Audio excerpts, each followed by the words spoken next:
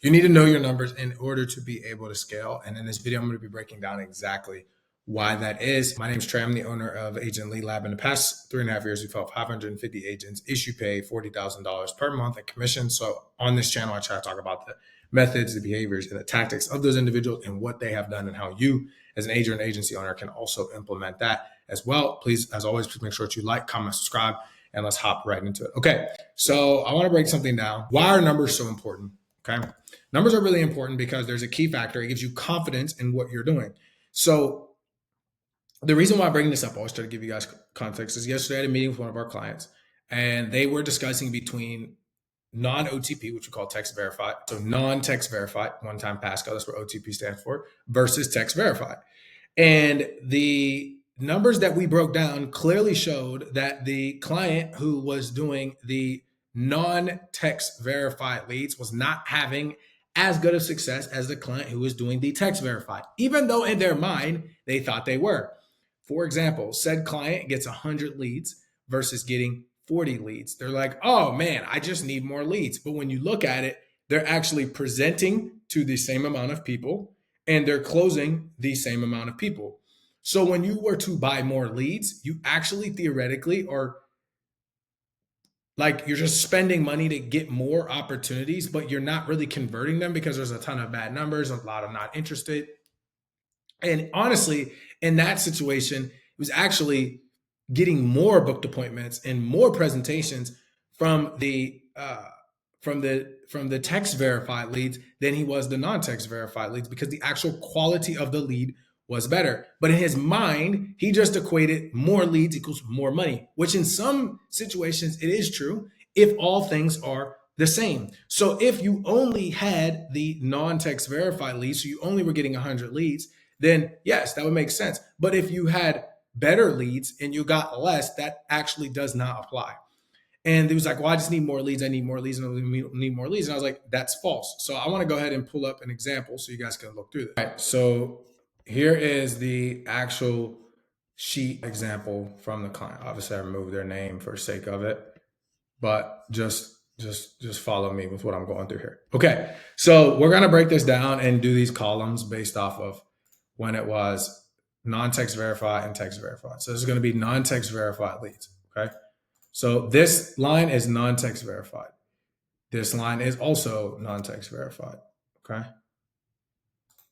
So we're gonna look at this and we're going to look at this. All right. Now, these are the differences between the two, okay? So he hasn't filled in these last 2 weeks. So we're just gonna look at these weeks. Okay, so here's 3 weeks of it being non-text verified, and then there's 3 weeks of it being text verified.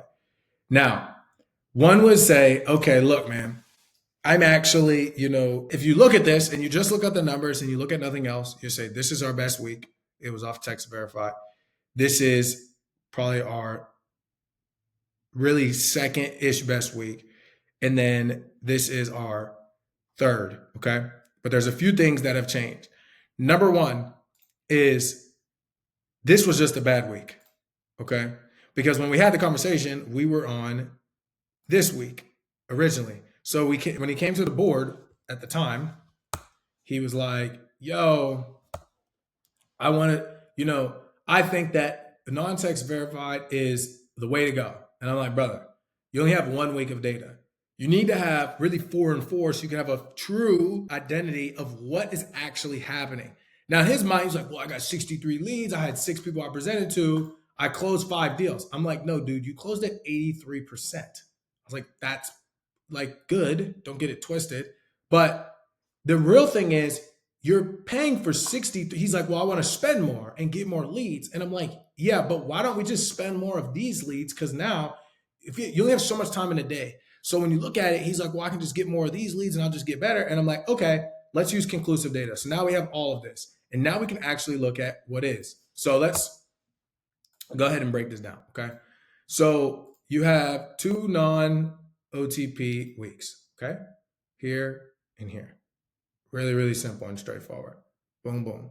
Now you have a week where it is text verified. So right here. Here's the thing that I want to harp on, okay? It is the contact rate and the quality of the conversation. Okay.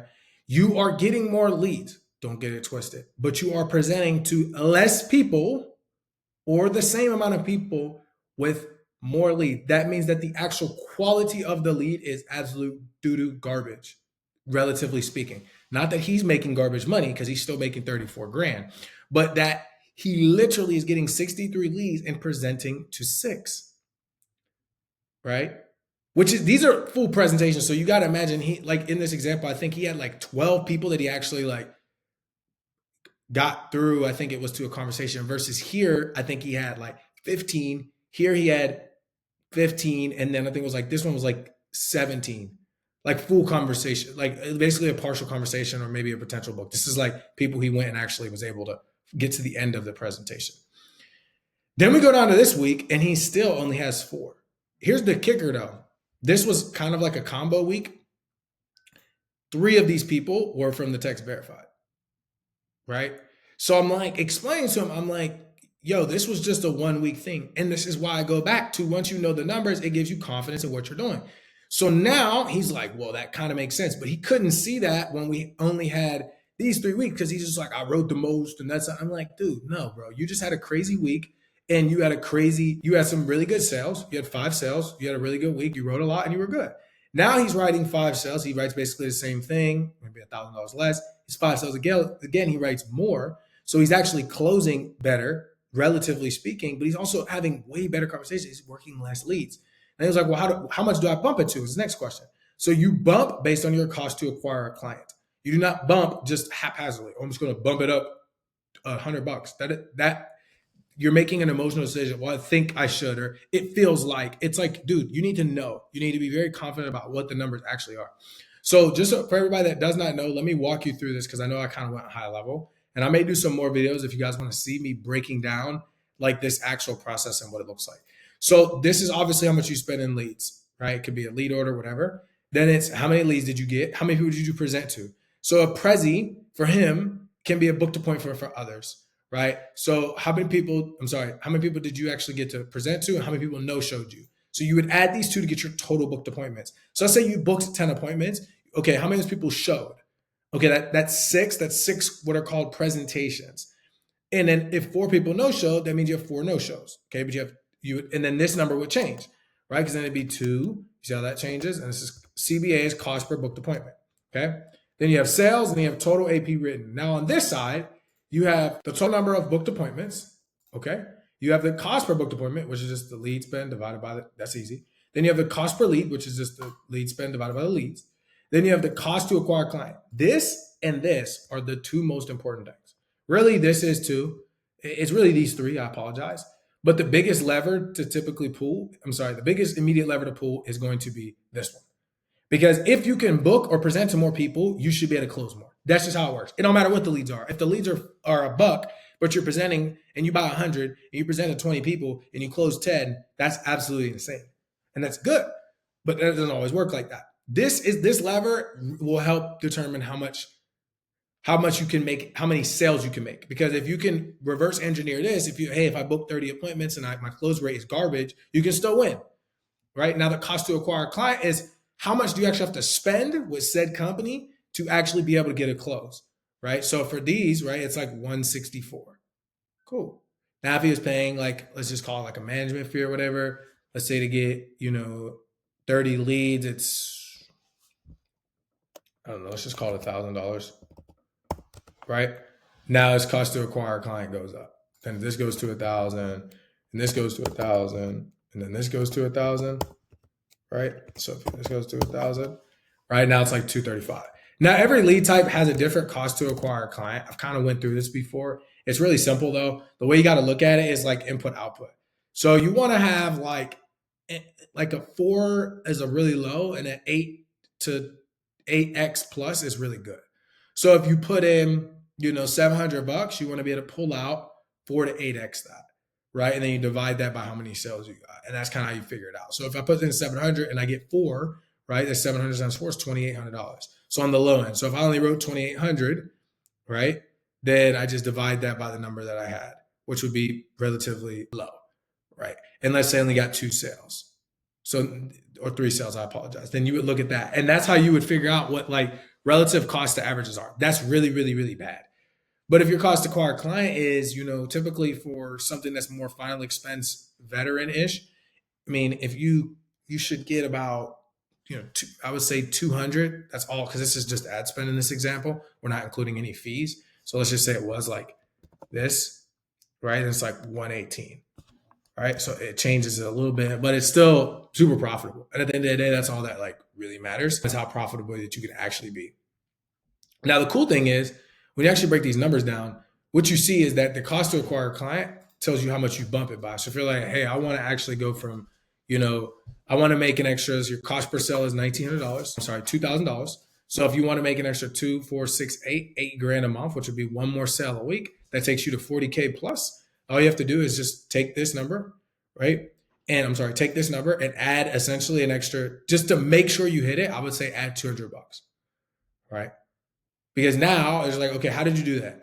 So when you have a month full of data, you can make these decisions. And this allows you to grow and remove all emotion. So you just say, hey, cool, this is what I look like. Here's what levers I need to pull. If your cost per booked appointment is too high, then you need to work on being able to book and present to people. If your cost to acquire a client is high, that means you're not closing enough. Your closing percentage is too low.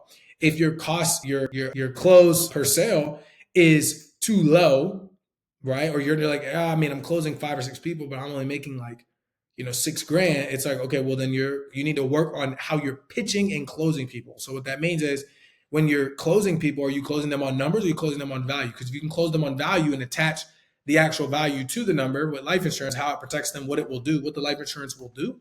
If you can paint that picture, I have videos on that, but if you can actually paint that picture, then you can start selling more, right? And then that's your return. And that's how you determine what levers need to be pulled, but most people don't even know half of these numbers. So all they do is say, well, I closed 5 deals and these leads aren't good. It's like, well, why? And it's like, oh, I don't know. It's like, well, look at the numbers. Because if you booked 5 appointments and you didn't close anybody, is it the leads or did you just have a bad week?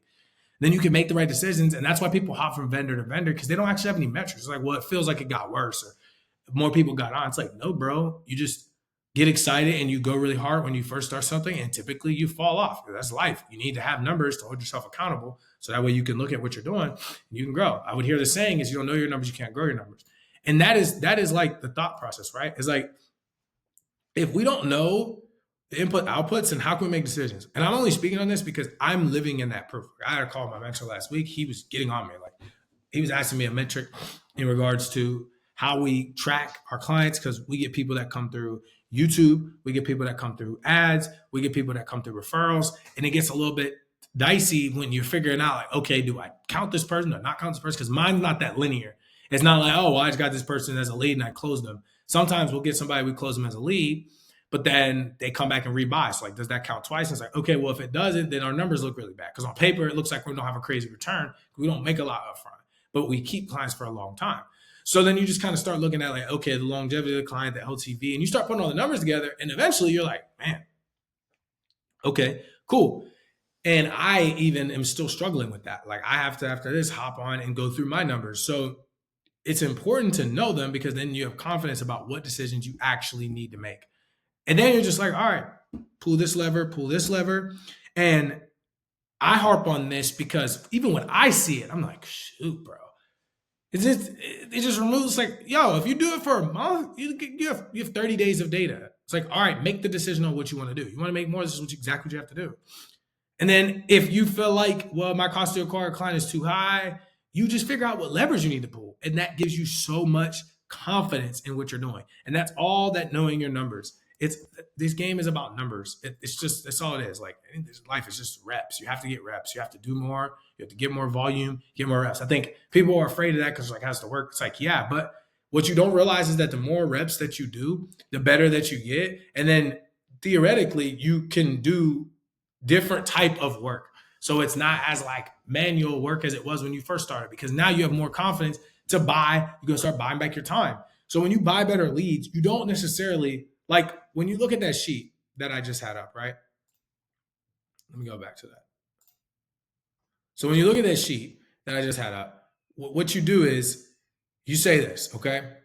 The difference between these 2 weeks and the other weeks is not really how much you make.